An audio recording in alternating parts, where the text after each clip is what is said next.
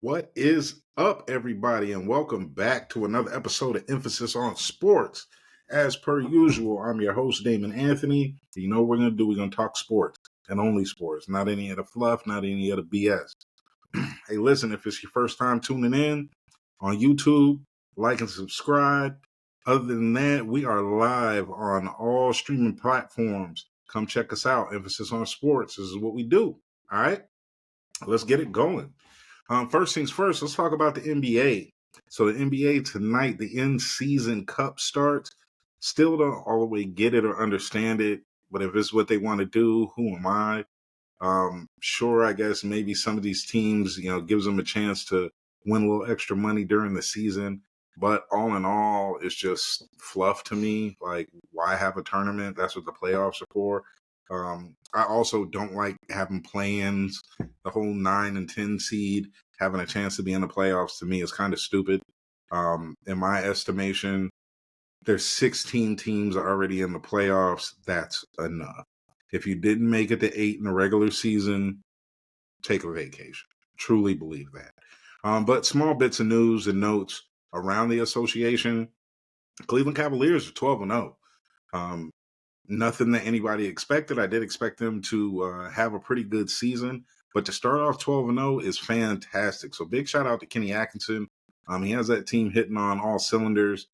Darius Garland, Donovan Mitchell doing their thing. Evan Mobley definitely looks like he's stepping up. We know Jared Allen. We know what he does down low.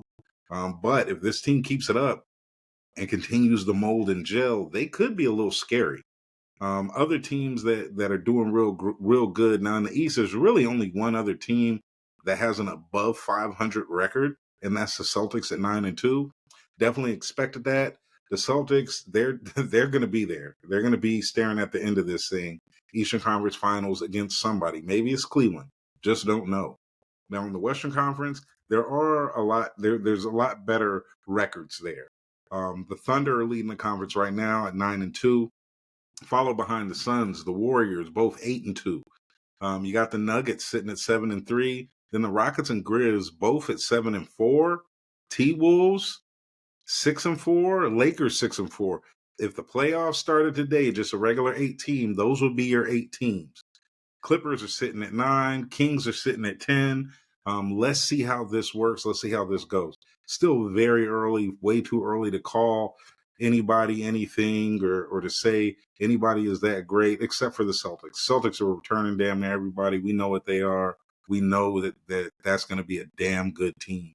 We absolutely know that. So let's just keep watching the NBA. It's going to continue to ramp up. For me, the NBA really gets into full swing February around the All-Star game. That's when you know what's going on. That's when you really can see who the players are, right? All right, so NFL, we've already wrapped up. We've wrapped up week 10, and there's a lot of stuff out there. There's a lot of smoke out there, right?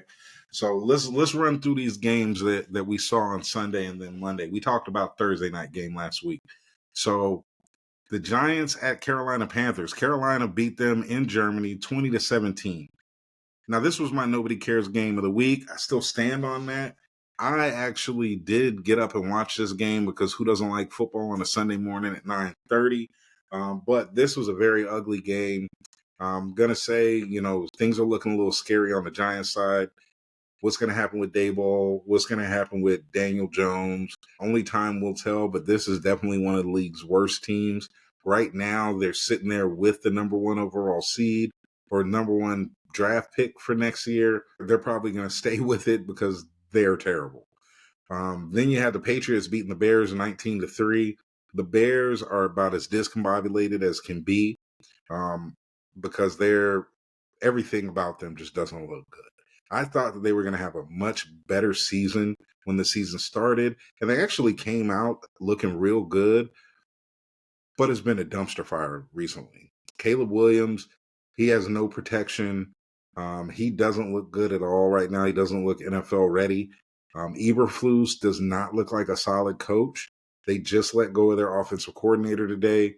And typically, one thing I notice is when coordinators get fired in the regular season, if the coach doesn't do well, they're going to be right behind him. Hey, Eberflus, man, got to get that team together and tighten up. One thing that really stood out that was real interesting to me was you had Caleb Williams laying on the ground, looking like he was shaking up a little bit, and a Patriot picked him up. Not his own guys, not his linemen, not any of that. Wow. On the Patriot side, hey, look, they beat up a good team. Congrats to Drake May. Congrats to the squad. That's just what that was.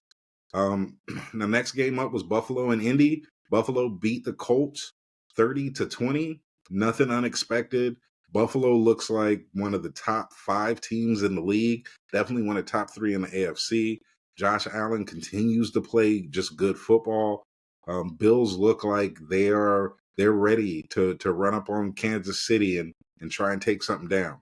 On the other side, if you're the Colts, it might be time to just start Anthony Richardson.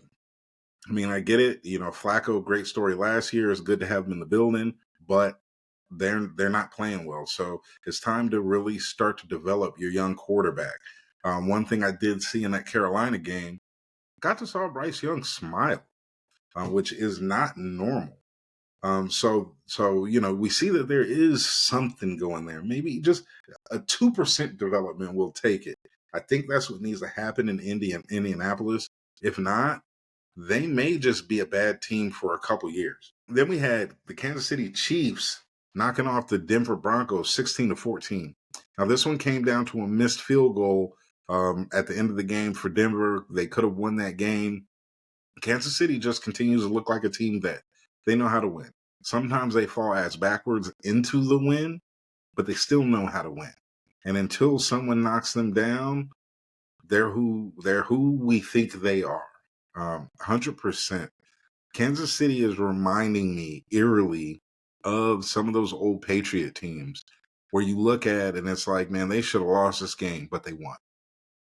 So Kansas City, they're trucking along. Got to give them the credit where it's due. Now on the Denver side, Denver's a team. I don't think anybody came in with the expectations that they're going to be a playoff team. If the season ended today, they would actually be in the playoffs. So kudos to Sean Payton. Kudos to Bo Nix. They're doing a damn good job. And they're going to continue to get better and better. They're going to give Kansas City a run over these next couple years. I kind of see that coming a little bit. All right, then the Saints knocked off the Falcons 20-17. I picked the Falcons. The Saints did look terrible, but one thing I didn't think about, fired their coach. A lot of times when a team fires their coach, they're inspired the next week to win, just to show how good they are. The Saints, they're not really good. They're going to lose a lot of games going down the stretch, but they pulled this one out. Atlanta, you know, there were a couple things here and there. I think Kirk Cousins on a check down at the very end of the game, time running out, makes no sense. Just go ahead and heave that thing down and hope for the best.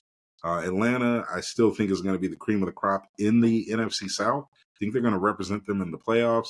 No problem saying that. They're a very solid team. They just came up short. Then we had the lovely 49ers off a bye, playing in Tampa Bay against the Bucks. They won 23-20. But let me tell you this, 49er fans, it's good to have McCaffrey back. It's good to get this W. Our special teams is horrible. Yes, I know Moody missed 3 field goals, which you never want that. But also we had the botched punt. That's the one area of our team that just needs to be better. The defense continues to play a pretty good game. I think having Christian McCaffrey back is going to get the offense flowing and open a little more. We're going to see a lot more open receivers, open targets down the field now that McCaffrey's there, because you got to key in on him. As a fan, I just would like to see George Kittle get that work a little more. I believe he may be this year the best tight end in the game. I know Brock Bowers and Trey McBride, they're doing great, but George is still George. So big win for San Francisco. Just got to keep going, because right now, you know, you're in second in the division. Arizona looks good. Got to knock them off. Then we had a game I was real excited to see. Had a crazy ending. Steelers went into Washington and won 28-27. Now this one, I totally could see Pittsburgh coming in and winning, but what I'm seeing out of Pittsburgh right now is actually kind of tough money for a lot of teams. Pittsburgh kind of has an offense now. They actually kind of have an offense. Russ is cooking. He looks actually good in Pittsburgh. Pittsburgh's one of those teams, if you're going to throw up 28 points, Pittsburgh scores 28, you might lose these games. They're going to be a tough out as things go. This Pittsburgh team looks better than Pittsburgh and really since Ben left. So Pittsburgh's they're going to roll. But the way that this game ended, oh my God. Hard snap count. Washington jumps off sides. Pittsburgh gets a first down. Let's go home. And obviously it was a rookie that jumped off sides. But these are the times when on the coaching side, on the coaching side, you got to do a better job here with your guys. I know sitting on my couch, Russell Wilson is going to try and hard count to pick up that penalty. Don't bite. Don't go for it. I still think Washington's a good team and they'll do pretty damn well. But this week, Pittsburgh did their thing and they are going to be scary. Big thing about Pittsburgh, though, the one thing that I think a lot of people are missing, they just wrapped up week 10. They are yet to play any division games. There's 8 weeks left in the season. 6 of those are going to be against division teams. If they could come out of that above 500, if they can come out of that 4-2, they're going to win that division and they're going to be a real tough out in the playoffs. But that means they're going to have Baltimore twice. They're going to have Cincy twice. They're going to have the Browns twice. And even though the Browns are terrible, they play their division foes real tough. So let's see what the Steelers have for us. Let's see what the Steelers have. All right, then we had Minnesota walking into Jacksonville and winning 12-7 on a super ugly game. Super ugly game. Minnesota's not looking like the team that started the season. To start the season, they look real good. They look like they could have been dangerous. They don't right now. It was good for them that they played Jacksonville, and Jacksonville is horrible.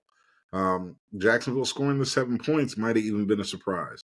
This is one of those teams that I think there's going to be a shakeup in the offseason, one way or the other.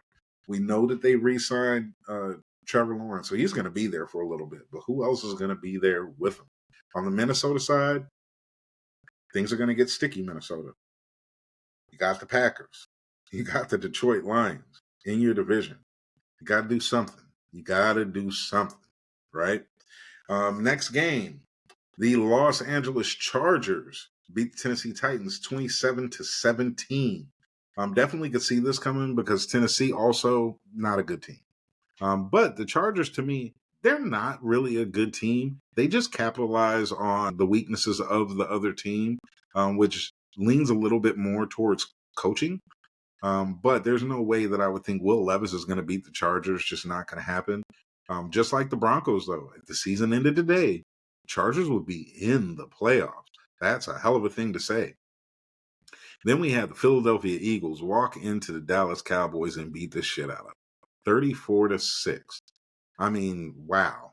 Cowboys, I know that Dak's hurt. You're terrible. Philly, they did what they're supposed to do. If you're the better team, you come into Dallas, you beat the hell out of them, you move on. Dallas just looks like it's over. They're waiting for next season. There's a lot of excuses, a lot of complaining, a lot of bitching and moaning. Do better. That's all there is to it. Then we had the Arizona Cardinals knock off the Jets 31-6. The Jets continue just to look like a mission gone awry. They just don't look good. Nothing about the Jets. We thought that their defense was going to be better. Nah, defense is terrible. Their offense is awful. Meanwhile, Arizona, they keep beating the team put in front of them. Arizona, they're leading the NFC West. Can't really say anything bad about them. I mean, the 49ers blew a 10-point lead in the fourth quarter against them earlier in the season. Arizona may be one of those teams that could shake it up and make a little noise there. There's nothing that says that they won't. Cardinals win 31-6. Now, Sunday night game was an absolutely crazy game. It was nuts. Detroit beat Houston 26-23, despite Jared Goff throwing 5 picks. I know. CJ Stroud threw a couple picks. But typically, when you throw 5 picks, you have no chance at winning. Well, a couple things happened there. MCDC did not pull Jared Goff. You threw a couple picks, you're still our guy. Let's either win or lose with you, right? And for me, as a football fan, I've been watching football damn near my whole life. Detroit looks like a team that is ready. They're ready. Because a lot of times when a quarterback throws 5 picks, it's over. Detroit kept clawing, kept scratching, and took them down. I know they have their rookie kicker, who that dude has a hell of a leg. Tied it up with one from 58 yards, won it with one from 52. Detroit looks like a team that they're not only are they going to be a tough out, but I think they should be favored in every game for the rest of the season. Yes, I know the 49ers have them at the end of December. The Lions should absolutely be favored. I will be at that game. I will be nervous about that game. But the Lions, they're definitely the best team in the NFC. I'm going to say they're the best team in the NFL once again. I know Kansas City is undefeated right now. That's cool. But in my life, I've seen some teams be undefeated kind of later into the season, and it just not work out. Detroit looks scary. Kansas City, they look like if you fuck up, they'll beat you. Detroit just looks like they're going to walk in your house and smack you around. So big shout out to the Lions. Really good team. Don't really have any notes. Nothing crazy to say about them. Detroit looks like the cream of the crop. Definite cream of the crop. Cream of the crop. I don't know how I said that wrong. Monday night game, last game of the week. You had the Dolphins beating the Rams 23-15. Now, for me, I did like this outcome because I do need the teams in the NFC West to start losing some games. But all in all, this was a dud of a game. It just was a dud of a game. I mean, the Rams, field goals everywhere. Dolphins, bunch of field goals, couple touchdowns, but neither one of these teams to me moved the needle. Dolphins, I don't think they're gonna at all climb out of the AFC East. Bills have that wrapped up and have done way too well with that division to give it up at this point of the season. But Dolphins walked away with this victory. Now, moving forward, this is when I love it. This is for the NFL season. You're going to have so many games that are going to mean so much. Maybe with both teams, maybe with one team. This is also when you have those spoilers. This is when the games get a little sticky, get a little spooky. And I love it because I love sitting down and watching just ridiculous ass football, even if it's not my team. This week, we have some games out here, I will tell you. Right? So we'll start with Thursday, and I'm going to go over all these on the next pod, but just looking at the schedule, some games. Washington at Philly. That's going to be a hell of a game. Baltimore at Pittsburgh. Atlanta at Denver. The Chiefs at the Bills. And then a game that, just for me, Seattle at San Francisco. This is going to be one hell of a football week. And I, for one, am absolutely here for it. Cannot wait to see what happens. Definitely going to be an interesting week of football.